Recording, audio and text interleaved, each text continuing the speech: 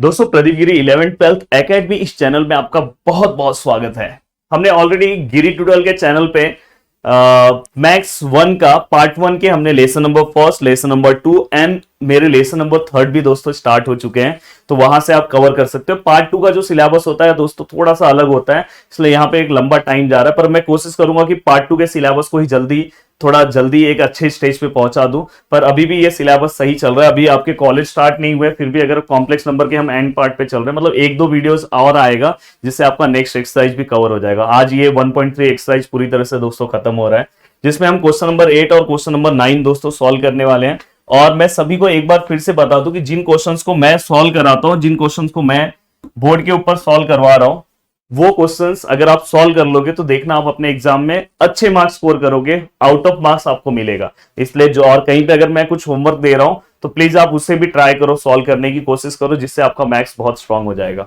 अब दोस्तों यहाँ पे देखो, यहाँ पे हमें क्या दिया, z इक्वल टू समथिंग दिया और वेरीफाई करने के लिए बहुत सारी चीजें दी है। तो देखो जो हमें दिया है, पहले मैं लिख रहा हूं z इक्वल टू क्या दिया दोस्तों, 2 + 3i।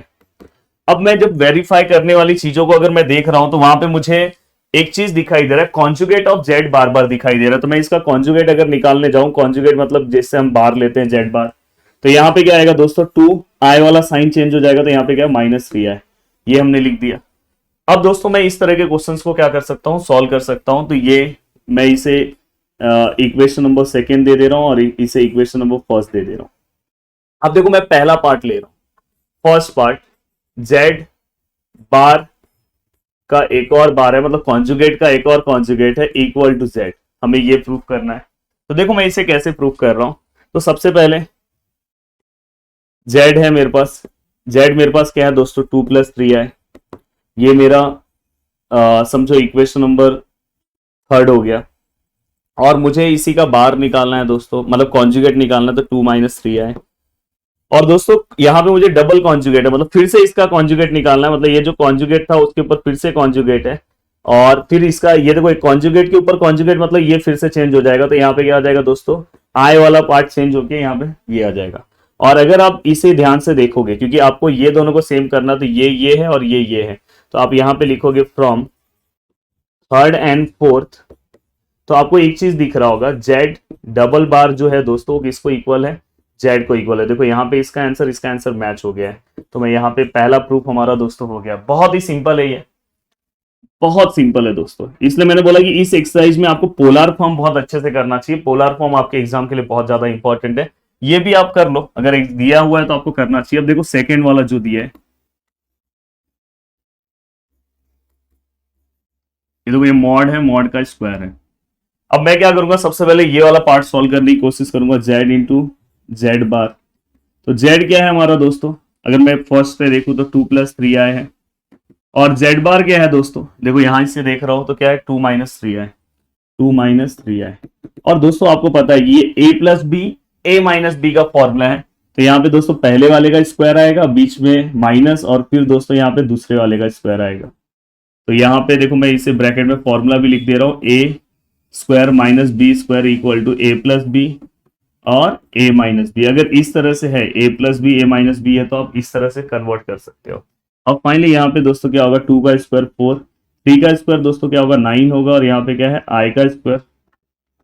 देखो डायरेक्ट कर रहा हूँ, 3 का स्क्वायर 9 होगा और i का स्क्वायर दोस्तों -1, डायरेक्ट लिख रहा हूँ। तो ये क्या हो जाएगा, 4 माइनस दोस्तों प्लस और 9 विच इज इक्वल टू यहाँ पे कितना है, 13। अब ये मेरा 13 आया। अब मुझे क्या करना है दोस्तों, इसे मैं इक्वेशन नंबर ले रहा हूँ, 4 हो गया ना, इक्वेशन नंबर 5, मतलब मेरा z और z बार का आंसर इतना है। और मुझे क्या करना है, z का सबसे पहले मॉड्यूलस लेना है। मॉड्यूलस ऑफ z का फॉर्मूला आपको मैंने बताया था, a² प्लस दोस्तों b²। तो यहाँ पे दोस्तों क्या आएगा, a मतलब क्या है दोस्तों, a मतलब आपका 2 है और b मतलब 3 है, तो यहाँ पे क्या आएगा दोस्तों, 2 का स्क्वायर, और यहाँ पे क्या आएगा दोस्तों, +3 का स्क्वायर। तो 2 का स्क्वायर दोस्तों 4 है और 3 का स्क्वायर दोस्तों क्या है, 9 है। तो फाइनली अगर मैं देखूं तो इसका आंसर क्या आएगा, √13। तो मुझे z का मॉडुलस मिल गया दोस्तों 13, पर मुझे क्या बोला है, उसका स्क्वायर चाहिए। तो देखो यहाँ पे मैं उसका स्क्वायर ले रहा हूं, और सॉरी ये √13 मिला है, तो √13 लिख रहा हूं, और इसका स्क्वायर यहाँ पे भी लूंगा, taking square on both side. तो फाइनली यहाँ पे आंसर कितना हो जाएगा दोस्तों, 13। तो अगर आप ध्यान से देखोगे इक्वेशन नंबर 5 और 6 को देखो। 5 का जो वैल्यू 13 है, सेम टू सेम इसका वैल्यू भी कितना है दोस्तों 13। इससे ये बोल सकता हूँ कि ये दोनों भी क्या है दोस्तों इक्वल है। तो आप उसके नीचे लिख देना देयरफॉर ये दोनों एक दूसरे को क्या है दोस्तों इक्वल है। चलो मैं ही लिख देता हूँ, देखो यहाँ पे, एंड देयरफॉर यहाँ पे आप क्या लिखोगे कि जो z और z बार है दोस्तों, वो z का मॉड्यूलस का स्क्वायर है, वो दोनों को इक्वल है। यहाँ पे हम कहाँ से मैं लिख रहा हूँ, फ्रॉम 5 और 6 से। लिखना कैसे है वो भी मैं आपको सिखाते जा रहा हूं। अब दोस्तों इसके बाद ये हो गया। अब ये होने के बाद आपको क्या करना है, z और z बार को प्लस करना है और रियल होना चाहिए, मतलब उसमें कोई भी कॉम्प्लेक्स वाला पार्ट दिखाई नहीं देना चाहिए। तो देखो मैं z और z बार को मैं प्लस कर रहा हूं दोस्तों। z मेरा कितना है 2 + 3i, और उसके अंदर मैं क्या कर रहा हूं, z बार को प्लस कर रहा हूं 2 - 3i। अब यहाँ पे अगर देखोगे ये प्लस है माइनस है कैंसिल हो गया, तो 2 2 4, और 4 हमें फाइनली हमें क्या मिल गया दोस्तों, रियल मिल गया। हमें रियल मिल गया कि नहीं मिल गया, तो आप डायरेक्ट लिख सकते हो z और z bar is a real. 4 मिल गया आपको, कोई भी आई वाला टर्म नहीं है। तो ये वाला भी अपना थर्ड वाला भी पार्ट सॉल्व हो गया। अब दोस्तों फोर्थ वाला पार्ट, z में से z बार को माइनस करो और आंसर 6। तो देखो मैं यहाँ पे z - z बार ले रहा हूं। z कितना है दोस्तों मेरा 2 + 3i है, और z बार कितना है दोस्तों 2 - 3i। एक चीज याद रखना, अगर यहाँ पे माइनस है बीच में, जैसे यहाँ प्लस था इसलिए मैंने ब्रैकेट नहीं लिया, माइनस है तो आपको ब्रैकेट लेना है। तो ये क्या हो जाएगा 2 + 3i -2 + 3i, minus minus plus हो जाएगा। तो फाइनली दोस्तों ये देखो ये 2 2 कैंसिल हो गया। तो यहाँ पे 3i कितना हो गया दोस्तों 6i, और जो हमें चाहिए था which is equal to RHS। तो इस तरह से बहुत ही सिंपल तरीके से ये वाला क्वेश्चन हमने क्या कर दिया दोस्तों, सॉल्व कर लिया। मैं बार बार बोल रहा हूं कि ये क्वेश्चन इतना ज्यादा इंपॉर्टेंट नहीं है, मैं आपको इंपॉर्टेंट क्वेश्चन, क्योंकि इतने सम आपके बुक में है ना, आप कितने क्वेश्चन सॉल्व करोगे बताओ एग्जाम के एक दिन पहले। तो आपको पता होना चाहिए कि एग्जाम के लिए क्या इंपॉर्टेंट है। पोलर फॉर्म, मॉड्यूलस, एम्पलीट्यूड, जो मैंने इसके ऊपर बताया था वो सब बहुत इंपॉर्टेंट क्वेश्चन है। अब दोस्तों यहाँ पे भी कुछ क्वेश्चन पूछे गए हैं, इसी टाइप के क्वेश्चन है। हमें देखो Z1 दिया है, हमें क्या दिया है दोस्तों Z2 दिया है। हमें क्या करना है, सबसे पहले यहाँ पे कुछ दिया है कि Z1 + Z2 का बार है, मतलब कॉन्जुगेट है। तो हमें क्या करना है, सबसे पहले जो उन्होंने Z1 दिया वो लिखना है। Z1 क्या दिया उन्होंने 1 + i। Z2 क्या दिया है दोस्तों उन्होंने 2 - 3i। चेक कर लो सही लिखे हो। हाँ, हमें क्या करना है, देखो यहाँ दिख रहा है, सबसे पहले मैं इसे प्लस कर रहा हूँ Z1 + Z2। अब मैं अगर प्लस करूंगा तो Z1 जो भी है और मेरा Z2 जो भी है, अगर मैं इसे प्लस करूं तो Z1 + Z2 का आंसर कितना आएगा दोस्तों, देखो रियल पार्ट को प्लस होगा तो यहाँ पे 3 हो जाएगा, एंड प्लस माइनस माइनस 3 आए, यहाँ पे दोस्तों कुछ नहीं है तो 1 है। 3 - 1 कितना हो जाएगा दोस्तों 2 आए और माइनस साइन। अब दोस्तों ये मेरा Z1 + Z2 आया, पर मुझे यहाँ पे क्या चाहिए दोस्तों Z1 + Z2 का बार चाहिए। अब इसका ही मैं अगर बार ले लूं Z1 + Z2 का कॉन्जुगेट, अब इसी का कॉन्जुगेट क्या आएगा, बस आई वाला टर्म चेंज कर दो। तो आई वाला माइनस में था प्लस में हो गया, तो ये इसका ये पार्ट हमने निकाल दिया। अब ये पार्ट निकालने के बाद इसे मैं इक्वेशन नंबर 1 ले रहा हूं। अब मुझे क्या करना है, Z1 का बार लेके और Z2 का बार लेके उसको ऐड करना है। तो मैं बाजू में ही कर रहा हूं। देखो यहाँ पे Z1 का वैल्यू मुझे पता है, तो Z1 का वैल्यू है उसी का। Z1 का बार क्या आएगा दोस्तों 1। देखो यहाँ 1 + i है, ये आपको फर्स्ट एक्सरसाइज में सिखाया था। यहाँ पे क्या आएगा 1 - i। सेम आपको Z2 का अगर बार लेना है तो दोस्तों क्या आएगा Z2 का, यहाँ पे क्या आएगा, आपने क्या लिया यहाँ पे 2 - 3i है ना दोस्तों, तो यहाँ पे क्या आएगा 2 + 3i। ये इसका भी बार हो गया। बाद में ये दोनों बार को आपको क्या करना है दोस्तों, प्लस करना है। तो देखो यहाँ पे Z1 बार प्लस Z2 बार दोनों को प्लस कर रहा हो, तो 1 - 3, और यहाँ पे प्लस करते टाइम मैंने ब्रैकेट नहीं लिया है। तो यहाँ पे दोस्तों Z1 bar plus Z2 bar equal to, देखो रियल पार्ट को तो 3 और प्लस माइनस माइनस, तो यहाँ पे क्या आएगा, ग्रेटर नंबर को प्लस का साइन है 2i। तो फाइनली दोस्तों यहाँ पे ये वाला भी पार्ट हमने सॉल्व कर दिया और इसे इक्वेशन नंबर 2 दे रहे हैं। अब ध्यान से देखना, ये दोनों के आंसर दोस्तों सेम आने चाहिए। तो देखो दोनों के आंसर दोस्तों यहाँ पे सेम है, तो मैं यहाँ पे लिख सकता हूँ from first and second Z1 + Z2 which is equal to Z1 + Z2। Actually ये कॉम्प्लेक्स नंबर के सभी प्रॉपर्टीज हैं जो हम जब जेई के लेक्चर्स कवर करते हैं, तो ये सब फॉर्म को हम डायरेक्टली याद रखते हैं कि हाँ ये इसका आंसर इस तरह से है। जैसे अगर एडिशन में तो मैं उसको सेपरेट भी लिख सकता हूँ। तो ये सब हम जेई के टाइम में, हम जेई के जब हम जेई पढ़ेंगे इसका, तो इस टाइप की चीजों को हम कवर करते हैं। अब देखो माइनस फॉर्म में है, तो अगर पूरे का अगर माइनस का कॉन्जुगेट है तो अगर वो इंडिविजुअल के माइनस का कॉन्जुगेट लेंगे तो उसका भी आंसर सेम ही आएगा। चेक करना है तो आप चेक कर सकते हो दोस्तों। ये देखो Z1 माइनस Z2 पहले आप ले लो। Z1 क्या है दोस्तों आपका 1 प्लस आई, माइनस Z2 क्या है आपका दोस्तों 2 माइनस 3i। अब माइनस है तो ब्रैकेट लेना होगा, तो 1 प्लस आई माइनस 2, अब यहाँ पे प्लस हो जाएगा क्योंकि माइनस माइनस प्लस, देन यहाँ पे ये रियल पार्ट तो ये 3 और प्लस प्लस प्लस तो ये क्या हो जाएगा दोस्तों 4i। तो Z1 माइनस Z2 तो हमें मिल गया। हमें क्या करना है पूरे का कॉन्जुगेट लेना है, तो पूरे का अगर हम कॉन्जुगेट लेंगे तो क्या आएगा Z1 माइनस Z2 का कॉन्जुगेट तो क्या आएगा दोस्तों 3 माइनस 4i। अब ये हमारा एक मेन पार्ट है तो इसे मैं इक्वेशन नंबर सेकेंड हो गया तो थर्ड दूंगा। अब सेम इंडिविजुअल का माइनस लूंगा, तो यहाँ पे मैंने ऑलरेडी Z1 बार और Z2 मतलब कॉन्जुगेट मैंने दोनों का पहले से ही निकाल के रखा है। Z1 का कॉन्जुगेट क्या है दोस्तों 1 माइनस आई और Z2 का क्या है दोस्तों 2 प्लस 3i। अब बीच में क्या आएगा माइनस और यहाँ पे ब्रैकेट। अब यहाँ पे दोस्तों ये देखो ये -2 और यहाँ पे प्लस माइनस -3i। अगर मैं यहाँ पे एक बार मुझे चेक करना होगा, हाँ सब परफेक्ट है। और अगर मैं यहाँ पे चीजों को लूं तो Z1 का मैंने वैल्यू क्या रखा दोस्तों, एक बार मुझे चेक कर लेना है। Z1 का 1 plus i same to same मैंने यहाँ पे रख दिया है।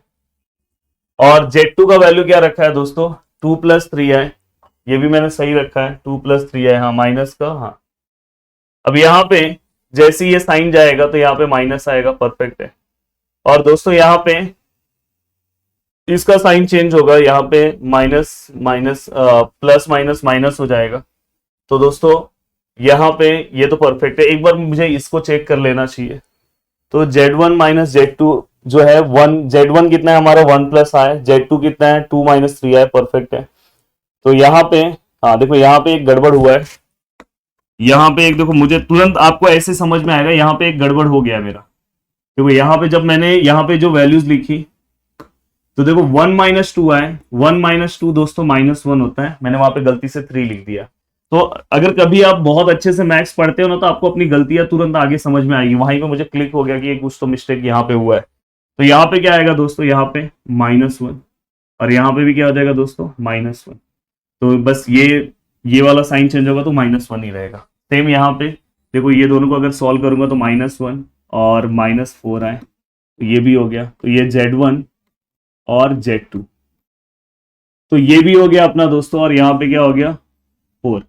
आप अगर दोनों को ध्यान से देखोगे तो दोनों वैल्यू सेम है दोस्तों। तो मैं लिख सकता हूं कि Z1 माइनस Z2 का जो बार है दोस्तों वो Z1 बार माइनस Z2 के बार को दोस्तों क्या है इक्वल है। तो ये वाला ही पार्ट अपना सॉल्व हो गया।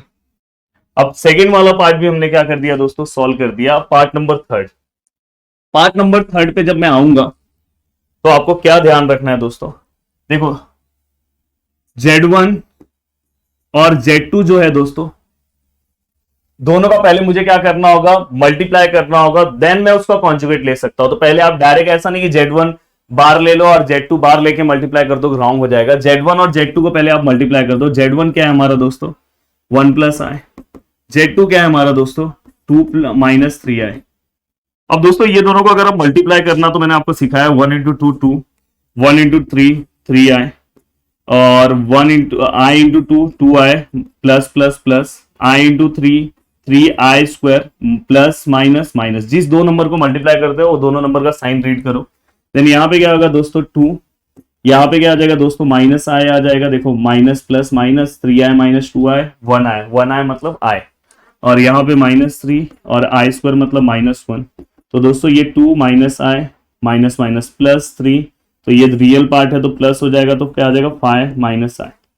अब यहाँ पे हमने लिख दिया। अब मैं अगर इसका कॉन्जुगेट लेता हूँ Z1 और Z2 का अगर मैं कॉन्जुगेट अब मैं ले सकता हूँ क्योंकि ये Z1 इंटू Z2 का वैल्यू है, और अगर मुझे इसका कॉन्जुगेट लेना है तो अब मैं ले सकता हूँ। पहले इसका मल्टीप्लिकेशन पता है तो अब मैं इसका कॉन्जुगेट ले सकता हूँ। क्या आएगा दोस्तों 5 प्लस आई। और मुझे यहाँ पे क्या करना है उसके इंडिविजुअल का कॉन्जुगेट लेके उसको मल्टीप्लाई करके चेक करना है क्या उसका आंसर सेम आता है। तो देखो उसका इंडिविजुअल कौन सा है दोस्तों, Z1 बार कौन सा, ये Z1 बार इंटू Z2 बार। तो यहां पे अब Z1 बार का आंसर क्या है दोस्तों, 1 माइनस आई, और Z2 का क्या है दोस्तों, 2 प्लस 3i।